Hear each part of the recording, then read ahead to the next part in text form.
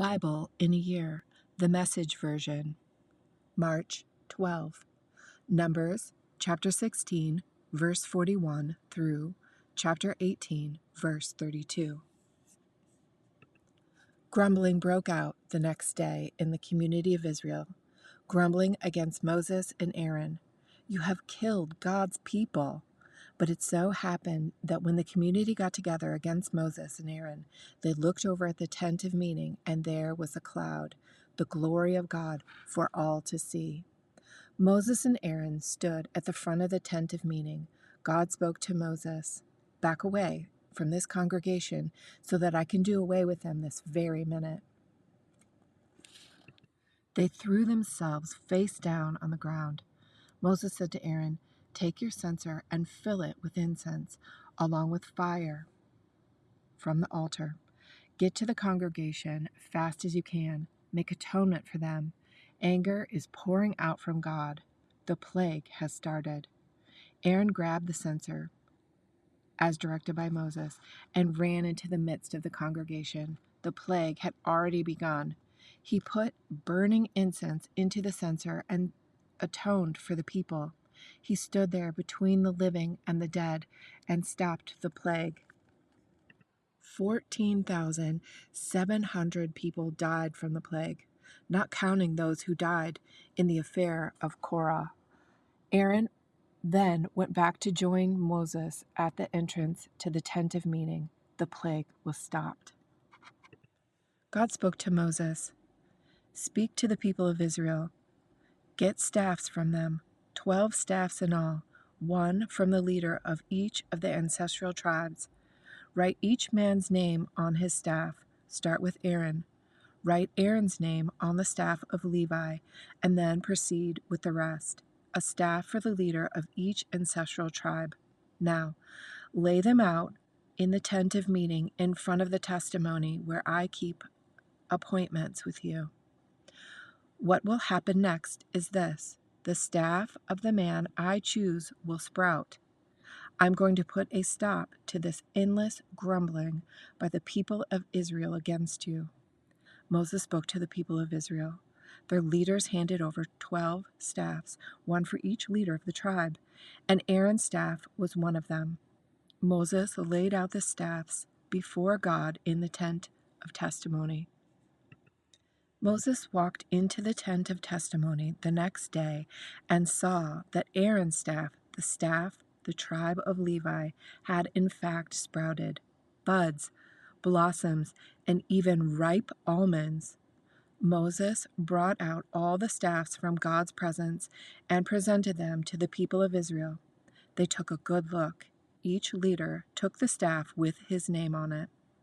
God said to Moses, "Return Aaron's staff to the front of the testimony. Keep it there as a sign to rebels. This will put a stop to the grumbling against me and save their lives." Moses did just as God commanded him. The people of Israel said to Moses, "We're as good as dead. This is our death sentence. Anyone who even gets close to the dwelling of God is as good as dead. Are we all doomed?" God said to Aaron, "You and your sons, along with your father's family, are responsible for taking care of sins having to do with the sanctuary. You and your sons are also responsible for sins involving the priesthood. So enlist your brothers of the tribe of Levi to join you and assist you and your sons in the duties in the tent of testimony. They will report to you as they go about their duties related to the tent, but they must not have anything to do with the holy things of the altar, under penalty of death. Both they and you will die. They are to work with you in taking care of the tent of meeting, whatever work is involved in the tent. Outsiders are not allowed to help you. Your job is to take care of the sanctuary and the altar so that there will be no more outbreaks of anger on the people of Israel.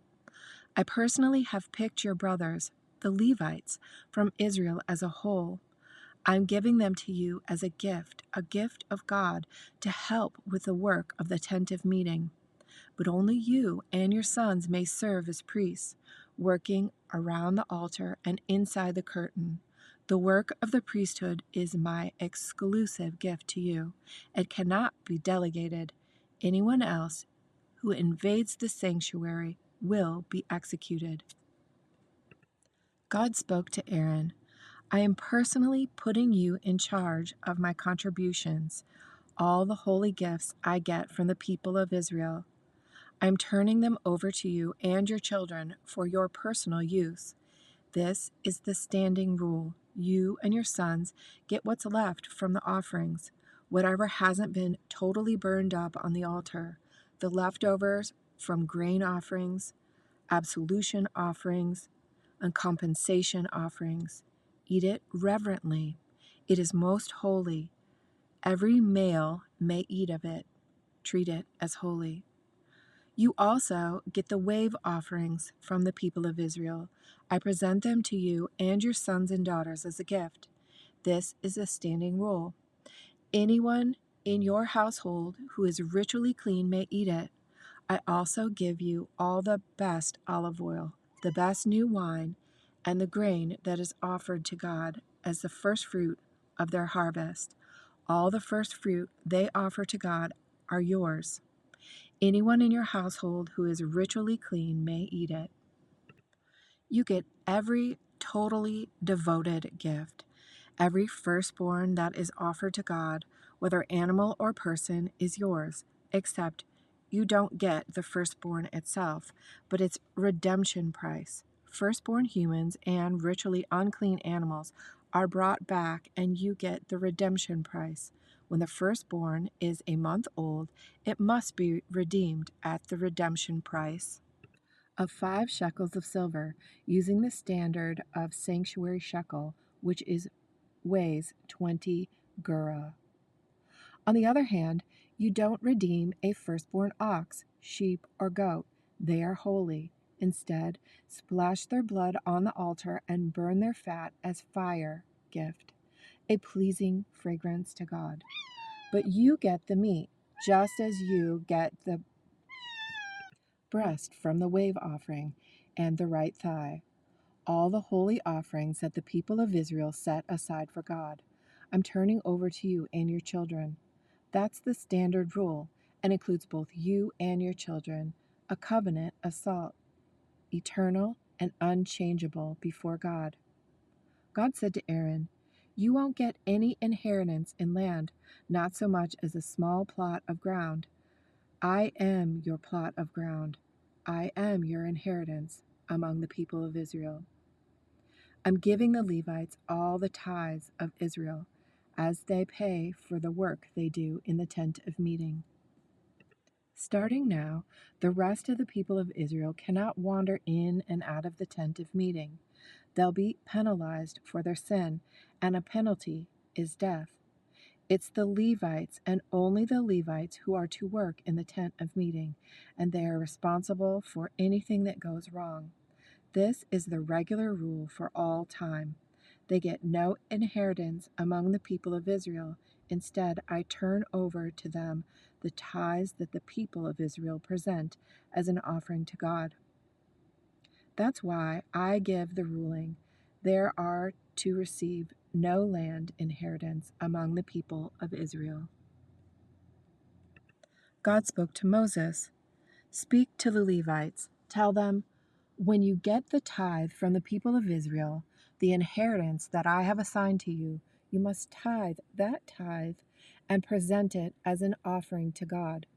Your offerings will be treated the same as other people's gifts of grain from the threshing floor or wine from the wine vat. This is your procedure for making offerings to God from all the tithes you get from the people of Israel. Give God's portion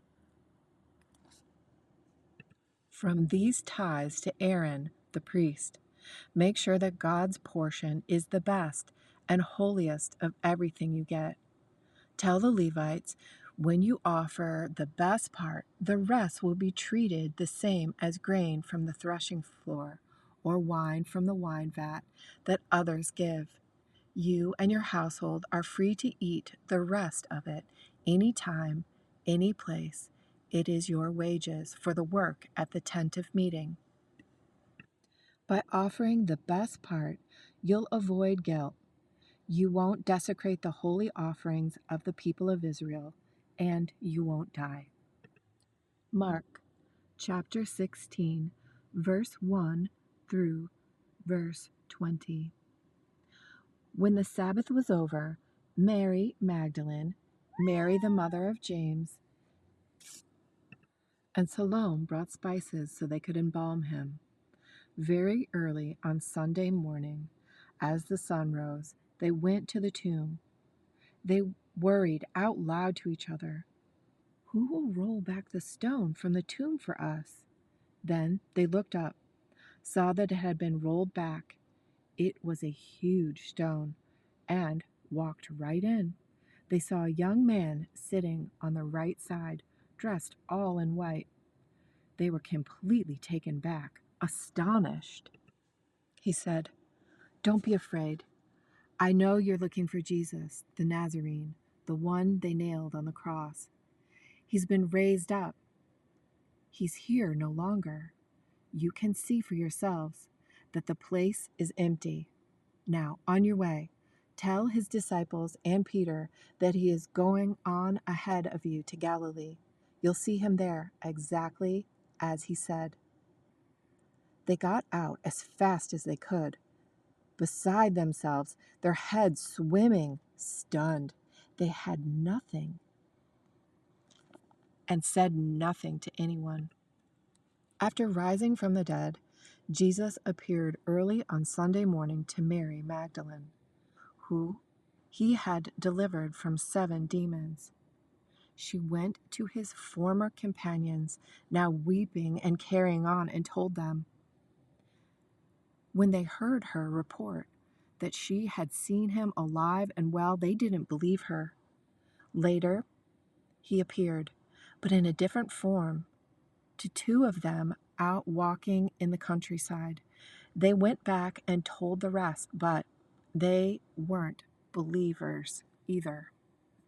Still, later, as the 11 were eating supper, he appeared and took them to task most severely for the stubborn unbelief, refusing to believe those who had seen him and raised up. Then he said, "Go into the world, go everywhere, and announce the message of God's good news to one and all. Whoever believes and is baptized is saved. Whoever refuses to believe is damned." These are some of the signs that will accompany believers. They will throw out demons in my name. They will speak in new tongues. They will take snakes in their hand. They will drink poison and not be hurt. They will lay hands on the sick and make them well. Then the Master Jesus, after briefing them, was taken up to heaven, and he sat down beside God in the place of honor. And the disciples went everywhere preaching, the Master working right with them, validating the message with indisputable evidence. Mark chapter 16, verse 9 through verse 20 is not found in the earliest handwritten copies of the Bible. Psalm chapter 55, verse 1 through verse 23, a David psalm. Open your ears, God, to my prayer. Don't pretend you don't hear me knocking. Come close and whisper your answer. I really need you. I shudder at the mean voice, quail before the evil eye. As they pile on the guilt, stockpile angry slander. My insides are turned inside out. Specters of death have me down. I shake with fear. I shudder from head to foot. Who will give me wings, I ask? Wings like a dove. Get me out of here on dove's wings. I want some peace and quiet.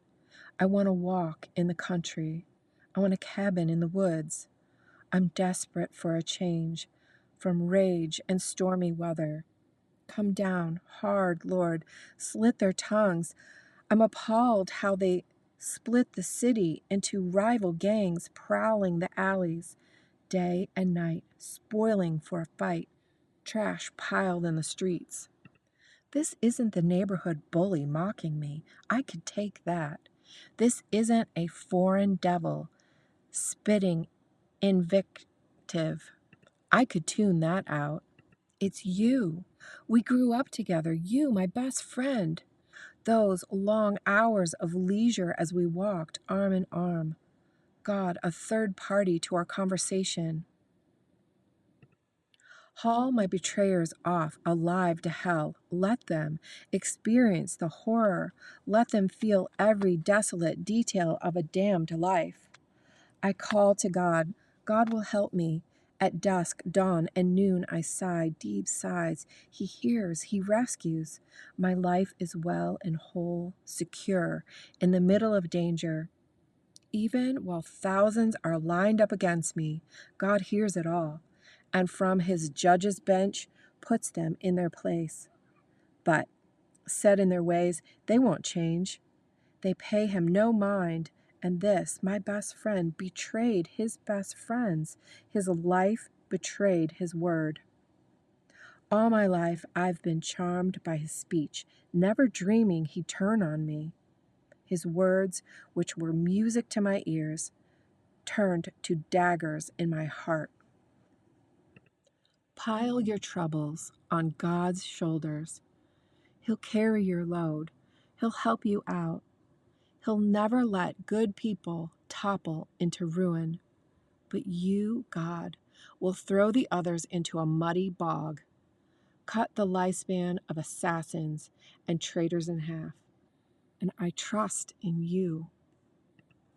Proverbs chapter 11, verse 7. When the wicked die, that's it. The story's over. End of hope. This was the daily reading for March 12.